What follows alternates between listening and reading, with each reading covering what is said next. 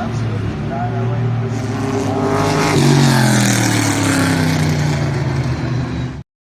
Hello and welcome back to Forza Horizon 5 with another Baja build, the Shelby Daytona.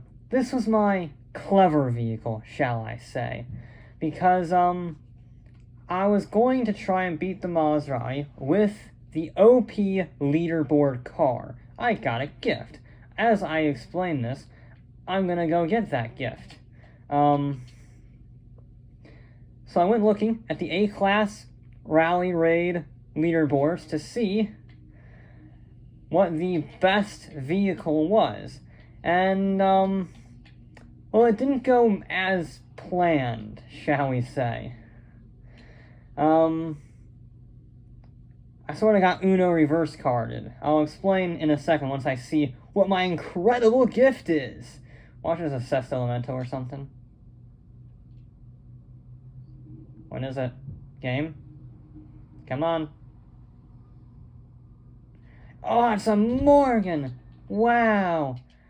Anyway, yeah, there was a slight issue with my leaderboard choice, because if I go over to Rivals, my Rivals, not that, Horizon Rivals, there we go, and then go over to, I used this one as a reference because it's pretty fast like my course, but it's also on the sand.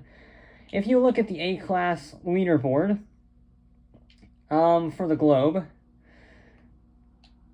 once you get past all the cheaty times, it's Maserati,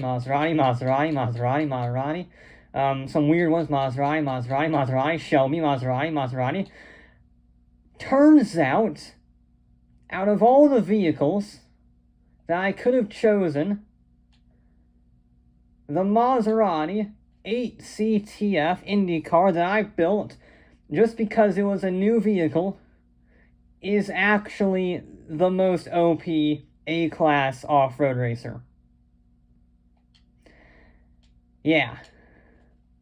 So this is the second most OP. Technically, I think it has the legitimate record, but still, this is the second most OP in terms of number of vehicles on the leaderboard high up. So, this is my build. I built it after I realized that it's very OP, or not as quite as OP as the Maserati. So, oopsie. It's a very good car. The stats are amazing. 345 tires on the rear, 514 horsepower, nearly 500 torque, 2,200 pounds with full aero, even if that aero looks a bit funky. I don't know about you, but at that angle, that is not a splitter, that is an air dam. It provides no downforce because it is 90 degrees. But anyway, this will be our vehicle that we race against the Maserati. It's the fastest one on the leaderboards. Apart from the Maserati, we'll have to give it a shot. Well, this is the leaderboard car. The only one that can put up a fight to the Maserati on the leaderboards. And we'll hopefully put up a fight here because the Maserati has been leading for over 10 episodes now with its 226.4. I think it's like the 5th car we've run, and now we're on car 16. This is actually the 17th car that we've run, so yeah, it's a force to be reckoned with, that Maserati. Hopefully, the Daytona Coupe can be a similar way. It's the first American car to beat a Ferrari at Le Mans, not the GT4 like everybody thought it was. This beat the 250 GTOs in its class in 1964. That's actually what got Shelby the job on the GT40 project, is the success of the Daytona Coupe. Jesus, that's fast down there. That's 127 miles an hour through that corner. Landing, it doesn't seem like the landing's very much. Oh, that's a really slow turn. Okay. Oh, yep, it gets understeer. That's the word I would describe right there. Understeer. How's it gonna handle this, though? Yeah, it doesn't like the landings, but that was some seriously good grip through there. And we got some power. That's 106 miles an hour, buzzing the limiter, actually. I never buzzed the limiter up there at such a high gear. That's That's insane. We chuck it in through here. That's, oh my god. That's 94 miles an hour through that corner. We're hitting 126 down that straightaway. That's the longest straightaway we got. I'm a little way on the brakes, but Jesus, that's insane. Oh, it doesn't like the landings though at all. That's, yep, it just stops dead. Luckily, there aren't too many jumps on this course relative to other rally courses that we have done in the past. So it's not like it's the end of the world. It's a very small section that jumps relative to the rest of the course. And in the rest of the course, this thing is amazing. Okay. This vehicle, it just grips. That might be the cause of it just dying on the landings, because it grips up and it's got no forward momentum. So that might be the reason for that too. I can definitely carry a better line through there. We're a little off keel. Second gear seems fine on the hairpins. Maybe drop it down to first if you can get a really fast shift going, but I think I might get tripped up in the gears. Oh. We rolled it. You have not rolled a vehicle in that jump in quite a long time.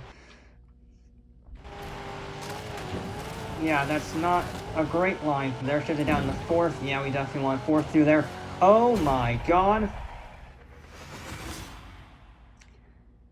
It's the second fastest car I've ever had. 2:27.2. It just beat the Sierra by 0.6 of a second.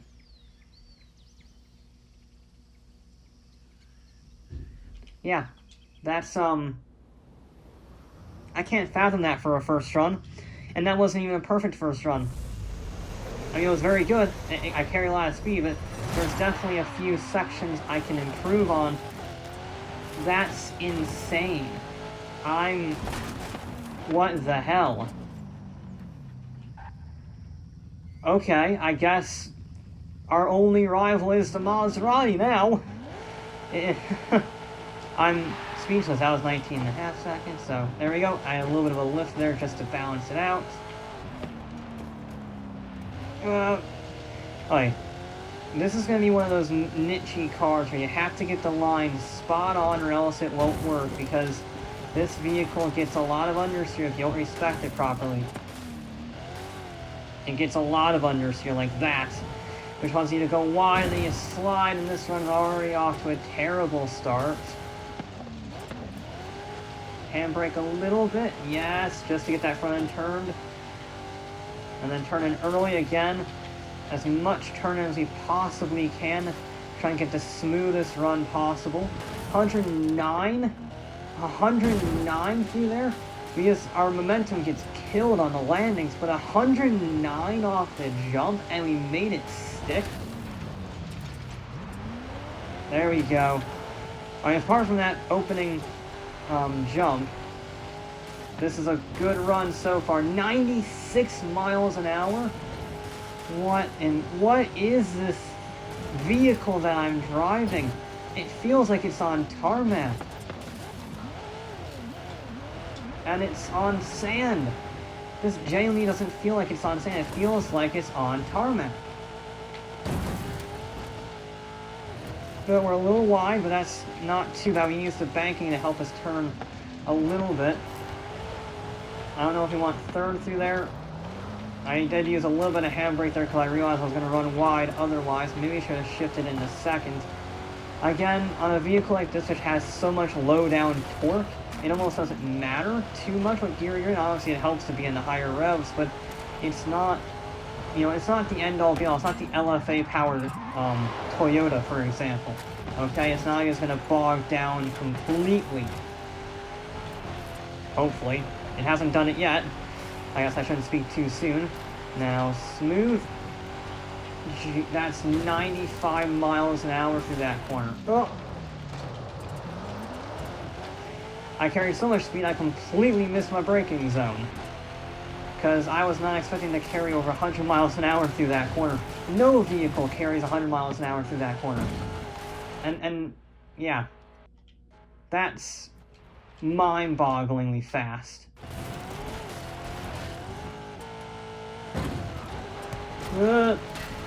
Yeah, it's slower. The first half was terrible, and the landing wasn't great either. Wow. Huh. I'm at a loss for words, that's all I can say. We're already solidly in second place. I think there's definitely 0.2 of a second in this vehicle to get into the 226s. Whether or not I can do it, because this is very much a perfectionist vehicle. Either you get it right, and it's a million times faster than anything else, or it's incredibly slow. That's another story. Regardless, we're in second place.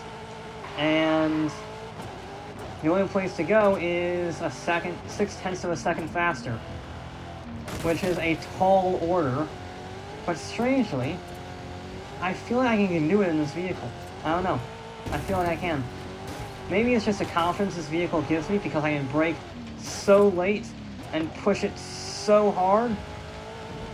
I mean, that's outlandish. I carried 128 miles to that corner, and provided you brake straight. There we go. I guess we're a little wide there. Could have been smoother, but I'm not going to be complaining. That's 100 miles an hour through that corner.